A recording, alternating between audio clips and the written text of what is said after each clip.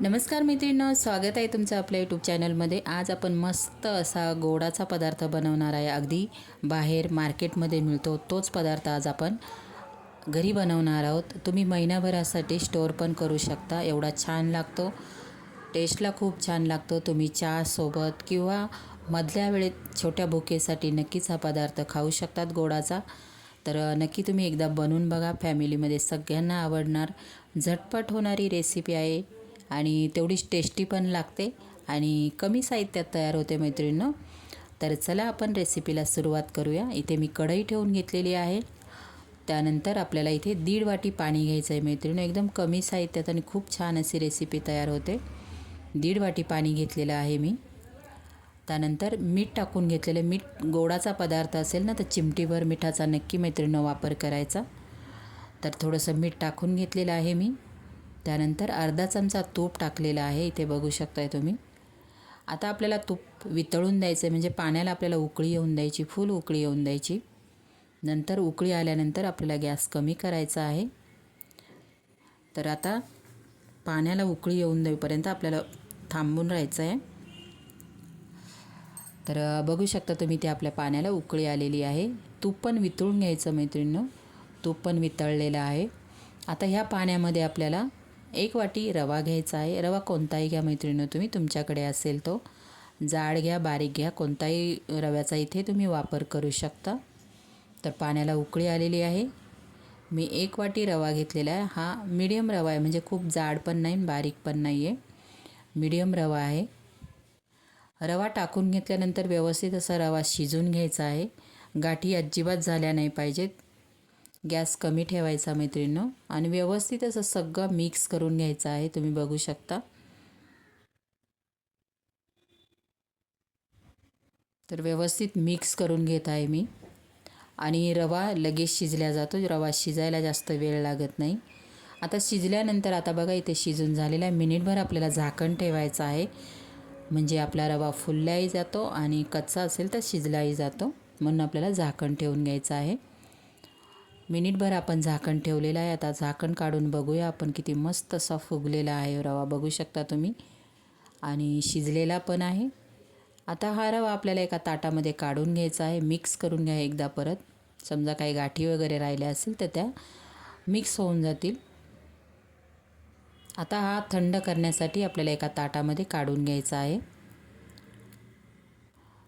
याला आपल्याला खूप पूर्ण असं थंड करा, आपल्याला हाताला सहन होईल तेवढं आपल्याला गरम ठेवायचं आहे। तर मी ताटामध्ये काढून घेतलेलं आहे। आता ताटामध्ये काढल्यानंतर याच्यामध्ये काय काय गोष्टी टाकायच्या इंटरेस्टिंग, खूप छान लागतात ते, आपण जेव्हा खातो ना तेव्हा खूप छान लागतात। आता याच्यामध्ये बघा थंड झालेला आहे, मी फॅन खाली ठेवलेला, थोडासा कोमट आहे, आपल्या हाताला सहन होईल तेवढा। नंतर याच्यामध्ये मी 1 ते 1.5 चमचा तीळ टाकून घेतलेली आहे। काजू बदाम टाकायचे, 5 ते 6 मी काजू बदाम टाकलेले आहेत, छोटे छोटे तुकडे करून घ्यायचे आहेत। त्यानंतर आता याच्यामध्ये आपण पिठी साखर टाकणार आहोत। पिठी साखर कोणाकोणाला खूप गोड आवडतं, कोणाला कमी गोड आवडतं, त्याप्रमाणे तुम्ही साखरेचा इथे वापर करू शकता। इथे 4 ते 5 चमचे एका वाटीसाठी मी साखर टाकून घेतलेली आहे। नंतर पण आपण 1 ते 1.5 चमच्यांचा साखरेचा वापर करणार आहोत, तर थोडी कमी गोड ठेवा, खूप गोड नाही खायला छान वाटत, तो मीडियम गोड असेल तर खायला पण छान लागते। तर तुम्ही बघू शकता इथे मी 4 ते 5 चमचे मी साखर टाकून घेतलेली, पिठी साखर। पिठी साखर नसेल तर तुम्ही आपली साधी साखर मिक्सरला वाटून टाकू शकता। आता साखर, तीळ आणि काजू बदाम टाकल्यानंतर व्यवस्थित असं मिक्स करून घ्यायचं आहे सगळं मिश्रण। तर इथे मी मिक्स करून घेते, बिलकुल हाताला चिपकत नाही, चिटकत असेल तर तुम्ही तेलाचा किंवा तुपाचा हाताला लावून घ्या, म्हणजे हाताला चिपकणार नाही, पण नाही चिपकत बिलकुलही, तुम्ही बघू शकता, ताटायला पण नाही आणि हातालाही बिलकुलही चिपकलेला नाही। आता मस्त असा आपला जसा पिठाचा गोळा असतो त्याप्रमाणे आपल्याला पिठाचा गोळा करून घ्यायचा आहे। तुम्ही बघू शकता इथे मस्त असं मळून झालेलं आहे। आता याच्यावरती ना मैत्रिणींनो आपल्याला 1 चमचा साखर टाकायची, आपण जी नॉर्मल वापरतो ती, नंतर खाताना ना खूप छान लागते ती। आता इथे 1 चमचा मी साखर टाकून घेतलेली आहे. आता साखर टाकल्यानंतर परत एकदा आपल्याला मिक्स करून घ्यायचं आहे, म्हणजे पूर्ण मिश्रणमध्ये आपली साखर मिक्स होईल. तुम्ही माझे व्हिडिओ कोणत्या शहरातून गावातून बघतात प्लीज मैत्रिणींनो मला एक कॉमेंट करा, म्हणजे आपली YT फॅमिली कुठपर्यंत पोहोचली ते मला कळेल. तर इथे तुम्ही बघू शकता साखर व्यवस्थित अशी मिक्स करून घेतलेली आहे मी. मस्त असा रव्याचा गोळा तयार झालेला आहे. आता हा गोळा तयार झाल्यानंतर आपल्याला हवा तो आकार याला आपण देणार आहोत. तुम्हाला कोणता आकार चालेल त्याप्रमाणे तुम्ही इथे बनवू शकता. चौकोनी ठेवू शकता, गोल ठेवू शकता किंवा असे बनवले नानकटेसारखे तरीही चालेल. तर मस्त असे छोटे छोटे नानकटेसारखे आपण गोळे करून घेणार आहोत. तुम्ही बघू शकता. खूप जाड करायचे नाही, पातळ ठेवायचे थोडेसे, कारण पूर्ण आतमध्ये ते तळल्यानंतर भाजले गेले पाहिजे. जाड ठेवले तर वरून कलर जास्त ब्राऊन होणार आणि आतमध्ये कच्ची राहणार, कारण हे सगळं कच्चं आहे. आता मस्त असे छोटे छोटे गोळे करून नानकटेसारखे आपण बनवून घेणार आहोत. नक्की बनवून बघा मैत्रिणी, ही रेसिपी तुम्ही मुलांना खूप आवडणार. बाजारातून आपण महाग आणण्यापेक्षा घरच्या घरी अगदी कमी साहित्यात आणि स्वच्छ आणि छान अशी तयार होते. बनवून मस्त अशी हवाबंद बरणीमध्ये तुम्ही भरू शकता. चहासोबत तुम्ही दररोज खाऊ शकता हे. तर इथे सगळे आपले नानकटेसारखे बनवून झालेले बघू शकता. आता आपल्याला एक पॅन ठेवायचा आहे. पॅनमध्ये तूप टाकून घेतलेलं आहे मी. तूप आवडत नसेल तुम्हाला तर तुम्ही तेलाचा इथे वापर करू शकता.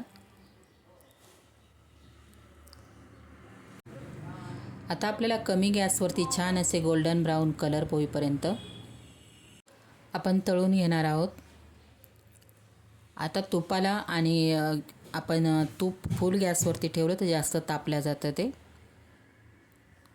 तूप आपल्याला तापून घ्यायचं आहे. गॅस कमी ठेवायचा आहे. कमी गॅसवरती मस्त असे खमंग तळून घ्यायचे आहेत मैत्रिणींनो. तुम्ही बघितल्यानंतर 100% काय 101% नक्कीच करून बघणार तुम्ही आणि नक्कीच आवडणार तुम्हाला. तुम्ही एकदा करून बघा आणि मग कॉमेंट बॉक्समध्ये सांगा की तुमची रेसिपी कशी झाली.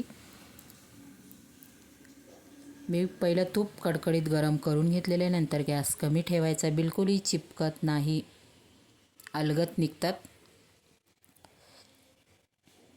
आता आपल्याला मस्त असे कमी गॅसवरती तळून घ्यायचे आहेत सगळे. आता इथे मी पहिली बॅच टाकून घेतलेली आहे.